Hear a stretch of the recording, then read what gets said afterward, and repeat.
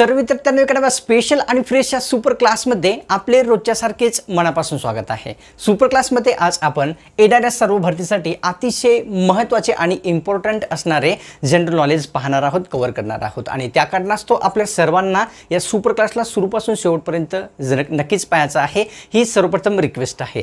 तसेच विद्यार्थ्यांनो आपण जर या चॅनलला आतापर्यंत सबस्क्राइब नसेल केले तर आपल्याला लगेच या चॅनलला आताच्या आता सबस्क्राइब लगेच करून घ्यायचं आहे, कारण सबस्क्राइब जर आपण केले तर काय होईल की जेव्हा कधी पुढची सुपर क्लास अपलोड होईल त्याचे नोटिफिकेशन अपलोड करता तुमच्या स्मार्टफोनवर मोबाईलवर मिळून जाईल त्या कारणास्तव। आणि या सुपर क्लासला कृपया करून एक लाईक नक्कीच करायचं आहे, कारण तुम्ही जर या सुपर क्लासला एक लाईक करसाल तर तुमच्यासाठी आणखी सुपर क्लास असेच बनवण्यासाठी मोटिवेशन मला मिळेल या कारणास्तव। तर लगेच करूया सबस्क्राइब आणि सुपर क्लासला एक लाईक।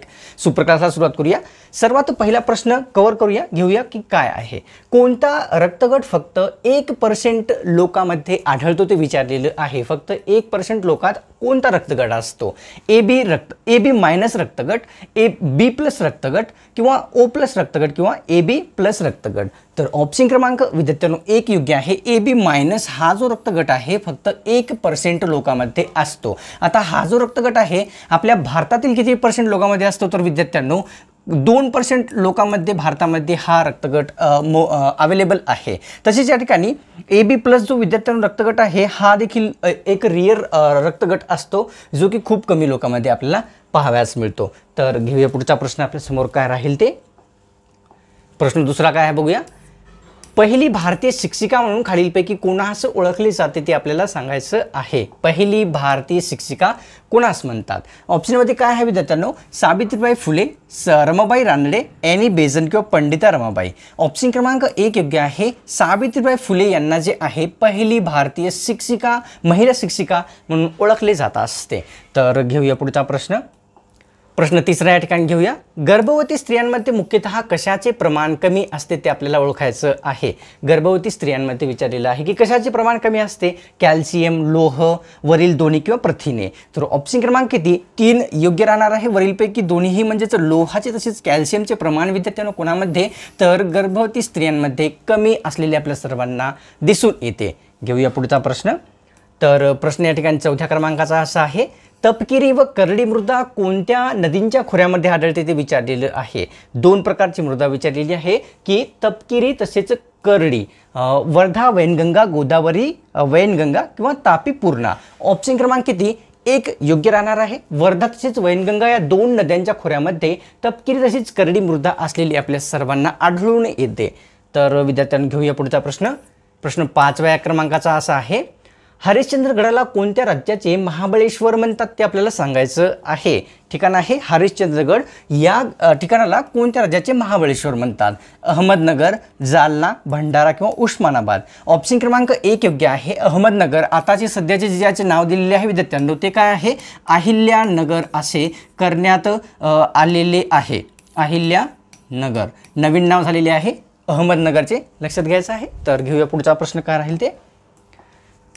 प्रश्न 6वा असा आहे, घटनेच्या कोणत्या भागावर गांधीजींच्या तत्वाचा प्रभाव पडलेला दिसतो ते विचारलेलं आहे। भारतीय राज्यघटनेमध्ये कोणता भाग असा आहे ज्यांच्यावर गांधीजींच्या तत्वाचा प्रभाव आहे? मार्गदर्शक तत्वे, सरनामा, मूलभूत हक्क किंवा मूलभूत कर्तव्ये। तर ऑप्शन क्रमांक 1 योग्य राहणार आहे। मार्गदर्शक तत्वावर जो आहे भारतीय राज्यघटनेमध्ये गांधीजींच्या तत्वाचा प्रभाव पडलेला आपल्या सर्वांना दिसून येतो किंवा पाहावयास मिळतो। घेऊया 7वा प्रश्न काय आहे, आरवली पर्वताच्या सानिध्यामध्ये कोणते ठिकाण येतात ते आपल्याला विचारलेलं आहे। कोणता पर्वत? तर आरवली पर्वताच्या सानिध्यामध्ये येणारे कोणकोणते ठिकाण आहेत? ऑप्शनमध्ये काय आहे विद्यार्थ्यांनो? चित्तोडगड, उदयपूर, जयपूर किंवा वरीलपैकी सर्व। तर ऑप्शन क्रमांक 4 या ठिकाणी योग्य आहे। जयपूर, उदयपूर, चित्तोडगड हे सर्व जे आहे आरवली पर्वताच्या सानिध्यामध्ये स्थित असलेले आपल्या सर्वांना दिसून येतात। घेऊया पुढचा प्रश्न। प्रश्न 8वा असा आहे, संगीत हेडफोनमध्ये ऐकल्याने कोणती जी बिमारी किंवा रोग आहे तो होत नसतो ते आपल्याला विचारलेलं आहे। गाणे हेडफोनमध्ये ऐकल्या कारणास्तव कोणती बिमारी होत नाही ते विचारलेलं आहे, सांगायचं आहे। हृदयविकार, ब्रेन ट्यूमर, मधुमेह किंवा वरीलपैकी सर्व। तर ऑप्शन क्रमांक विद्यार्थ्यांना या ठिकाणी 2 योग्य आहे। ब्रेन ट्यूमर जो असतो तो गाणे हेडफोनमध्ये ऐकल्या कारणास्तव होत नसतो। ऐकायचे पण तितकेही नाही ऐकायचे की फुल व्हॉल्यूममध्ये सतत, तेही चांगलं नसते। घेऊया तर पुढचा प्रश्न 9व्या क्रमांकाचा घेऊया. करडई उत्पादनामध्ये प्रमुख जिल्हा खालीलपैकी कोणता आहे? जे पीक आहे ते आहे करडई. या उत्पादनामध्ये प्रमुख कोण आहे? कोल्हापूर, परभणी, नांदेड किंवा सोलापूर? तर ऑप्शन क्रमांक 2 या ठिकाणी योग्य आहे. परभणी हा जो जिल्हा आहे विद्यार्थ्यांनो, करडईच्या उत्पादनामध्ये प्रमुख असलेला आपल्या सर्वांना दिसून येतो की आहे असा. तर घेऊया पुढचा प्रश्न. प्रश्न 10वा असा आहे, जैन प्रेक्षणीय चांभार लेणी कोणत्या जिल्ह्यामध्ये येते ते आपल्याला सांगायचं आहे. चांभार लेणी विचारलेली आहे की कोणत्या जिल्ह्यात येते? नागपूर, नाशिक, भुसावळ, अमरावती? तर ऑप्शन क्रमांक विद्यार्थ्यांनो 2 योग्य आहे. नाशिक या जिल्ह्यामध्ये जैन प्रेक्षणीय लेणी म्हणजे चांभार लेणी स्थित असलेली आपल्या सर्वांना आपल्याला पाहावयास मिळते. घेऊया 11वा प्रश्न. गडचिरोली हा जो जिल्हा आहे किती टक्के वनांनी व्यापलेला आहे ते विचारलेलं आहे. गडचिरोली जिल्ह्यामध्ये किती टक्के वन आहे क्षेत्र? तर 70%, 76%, 80% किंवा 90%? तर ऑप्शन क्रमांक 2 या ठिकाणी योग्य आहे. 76% एवढा जो जिल्हा आहे वनांनी म्हणजेच गडचिरोली हा जिल्हा व्यापलेला असलेला आपल्याला पाहावयास मिळतो. घेऊया पुढचा प्रश्न. प्रश्न 12वा असा आहे, मूलभूत हक्कांचा भंग झाल्यास कोणाकडे दाद मागता येते? मूलभूत हक्क जे आहेत विद्यार्थ्यांनो आपले, त्यांचा जर भंग झाला तर कोठे दाद मागतात? राष्ट्रपती यांच्याकडे, न्यायालय या ठिकाणी, पंतप्रधान यांच्याकडे किंवा राज्यपाल यांच्याकडे? तर ऑप्शन क्रमांक 2 योग्य आहे. न्यायालय यांच्याकडे जे आहे, जर मूलभूत कर्तव्यावर दाद आली या ठिकाणी मूलभूत कर्तव्य भंग झाल्यास आपल्याला दाद मागता येते. तर घेऊया पुढचा प्रश्न. प्रश्न 13वा घेऊया. या ठिकाणी मंगल ग्रहावर जाण्यासाठी किती महिन्याचा कालावधी लागतो ते विचारलेलं आहे. सध्याची जी आपली टेक्नॉलॉजी आहे त्यानुसार मंगल ग्रहावर जाण्यासाठी किती वेळ लागतो विचारलेला आहे. 6 महिने, 5 महिने, 3 महिने किंवा 4 महिने? ऑप्शन क्रमांक विद्यार्थ्यांनो आपल्यासमोर या ठिकाणी 1 योग्य आहे. कमीत कमी 6 महिन्याचा कालावधी जो आहे विद्यार्थ्यांनो, सध्याची जी आपली टेक्नॉलॉजी आहे त्यानुसार मंगल ग्रहावर पृथ्वीवरून जाण्यासाठी लागतो. जर मंगल ग्रहावर 6 महिन्याचा कालावधी लागतो मानवाला जाण्यासाठी किंवा यान जाण्यासाठी. आपण जर लाईटीचा जर विचार केला तर पृथ्वीवरून जर आपण लाईट सोडली मंगल ग्रहावर तर विद्यार्थ्यांनो 15 मिनिटाचा कालावधी लागत असतो. 15 मिनिट लाईटला जाण्यासाठी देखील 15 मिनिटाचा कालावधी लागतो. लाईट प्रति सेकंदाला किती जात असते? तर 3,84,000 किलोमीटर प्रति सेकंदाला जो आहे एक प्रकाशाचा वेग असतो. तर प्रकाशाला देखील जाण्यासाठी इथून पृथ्वीपासून 15 मिनिटाचा कालावधी लागत असतो. लक्षात घ्यायचं आहे. तर पुढचा प्रश्न पाहूया. प्रश्न 14वा असा आहे, सरोवरांचे शहर असे कोणत्या शहराला म्हणतात ते आपल्याला सांगायचं आहे. सरोवरांचे शहर विचारलेले आहे की कोणते आहे? ऑप्शनमध्ये जयपूर, भुवनेश्वर, चेन्नई किंवा उदयपूर? तर ऑप्शन क्रमांक 4 योग्य आहे. उदयपूरला जे आहे सरोवरांचे शहर असे म्हटले जात असते.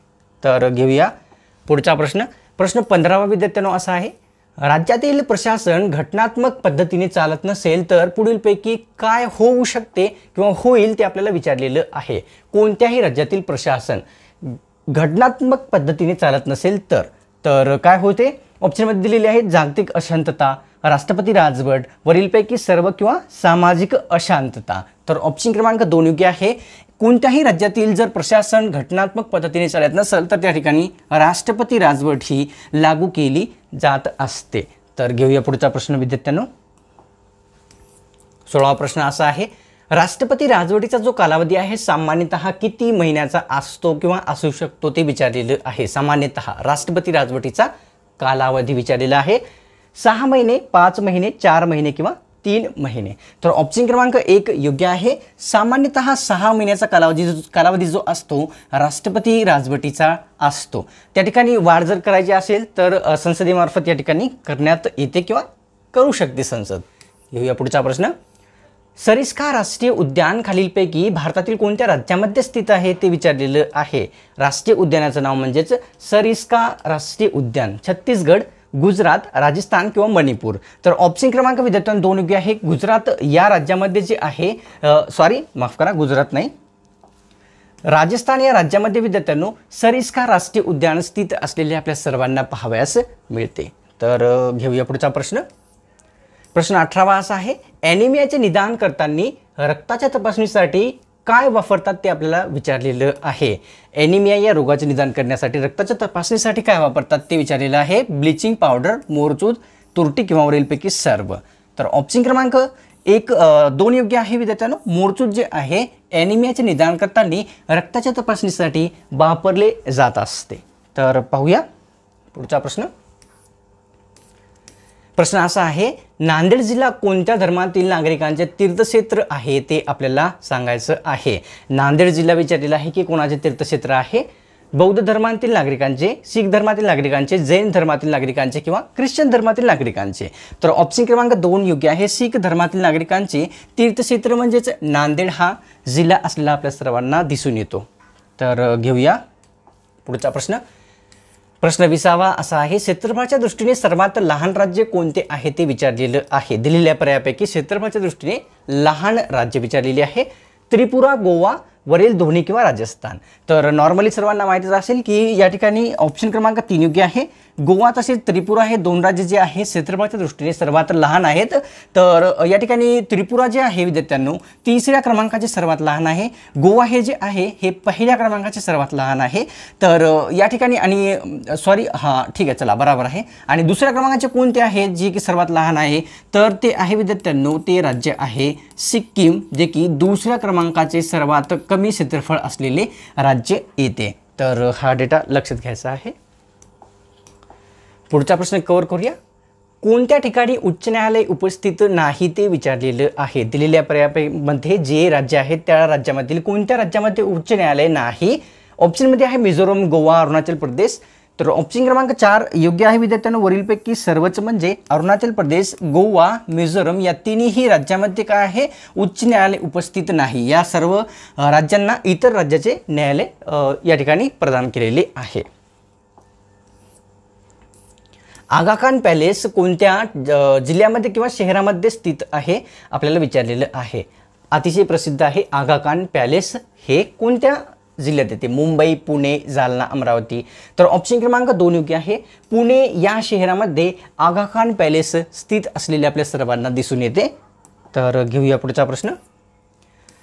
प्रश्न 23वा असा आहे विद्यार्थ्यांनो, BCG लस ही कोणत्या रोगापासून मानवाचा बचाव करते ते विचारलेलं आहे. BCG लस कोणत्या रोगापासून मानवाचा बचाव करते. कर्करोग, क्षयरोग, मलेरिया, मधुमेह. तर ऑप्शन क्रमांक 2 योग्य आहे. क्षयरोगापासून जे बचाव आहे BCG लस हा मानवाचा करताना आपल्या सर्वांना पाहावयास मिळते. पुढचा प्रश्न 24वा घेऊया. या ठिकाणी कुचिपुडी लोकनृत्य प्रकार कोणत्या राज्याचा आहे ते आपल्याला विचारलेलं आहे. कोणता. कुचिपुडी हा लोकनृत्य प्रकार. तामिळनाडू, केरळ, तेलंगणा, आंध्र प्रदेश. ऑप्शन क्रमांक 4 योग्य आहे विद्यार्थ्यांनो. आंध्र प्रदेश या राज्याचा जो आहे या ठिकाणी कुचिपुडी हा नृत्य प्रकार असलेला आपल्या सर्वांना पाहावयास मिळतो की आहे म्हणून. तर घेऊया पुढचा प्रश्न. 25वा प्रश्न असा आहे, यक्षगान हा लोकनृत्य प्रकार भारतातील कोणत्या राज्याचा आहे ते आपल्याला सांगायचं आहे. यक्षगान लोकनृत्य प्रकार तामिळनाडू, कर्नाटक, तेलंगणा, आंध्र प्रदेश. तर ऑप्शन क्रमांक विद्यार्थ्यांनो आपल्यासमोर 2 योग्य आहे. कर्नाटक या राज्याचा जो आहे कोणता यक्षगान हा लोकनृत्य प्रकार असलेला आपल्या सर्वांना पाहावयास मिळतो. तर घेऊया 26वा प्रश्न. कोणत्या प्रशासकीय भागामध्ये सर्वात जास्त जिल्ह्यांचा समावेश आहे. कोणता प्रशासकीय भाग आहे ज्यामध्ये महाराष्ट्रामध्ये सर्वात जास्त जिल्हे समाविष्ट आहेत. ऑप्शनमध्ये आहे अमरावती, नाशिक, नागपूर, औरंगाबाद. तर ऑप्शन क्रमांक 4 योग्य आहे. औरंगाबाद या प्रशासकीय विभागामध्ये सर्वात जास्त जिल्ह्यांचा समावेश झालेला आपल्या सर्वांना दिसून येतो. तर घेऊया पुढचा प्रश्न.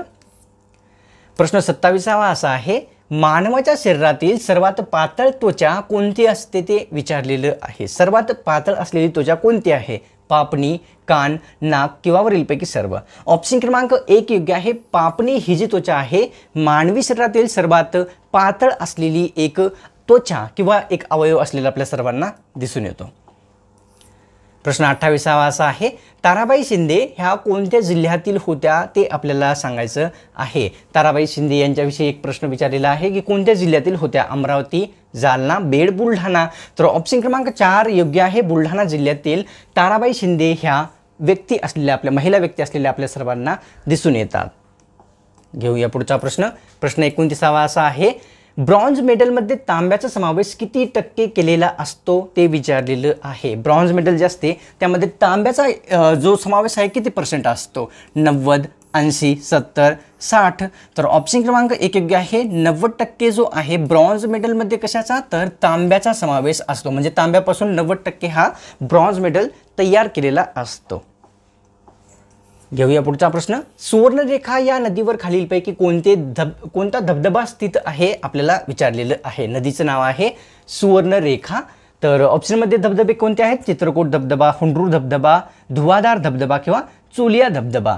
तर ऑप्शन क्रमांक 2 योग्य आहे. हुंडरू नावाचा जो धबधबा आहे सुवर्णरेखा या नदीवर असलेला आपल्या सर्वांना पाहावयास मिळतो. आता सुपर क्लासला विद्यार्थ्यांना सोडण्यापूर्वी आपल्याला एक लाईक करण्याचा आपल्याला वेळ आलेला आहे. लगेचच्या लगेच आता या सुपर क्लासला एक लाईक नक्कीच करायचं आहे. लाईक करण्यासाठी फक्त 1 सेकंद लागेल. लाईक करून घ्या. आणि तुम्ही जर चॅनलवर नवीन आला असाल किंवा सबस्क्राईब तुम्ही या चॅनलला नसेल केले तर आपल्याला लगेच या चॅनलला सबस्क्राईब करून घ्यायचं आहे. कारण लाईक आणि सबस्क्राईब जर तुम्ही करसाल तर पुढची सुपर क्लास जेव्हा का ते मी आपल्या चॅनलवर अपलोड करेल त्याची नोटिफिकेशन अपलोड करता तुमच्या स्मार्टफोनवर मोबाईलवर मिळून जाईल. त्या कारणास्तव हे करणे अतिशय गरजेचं आहे.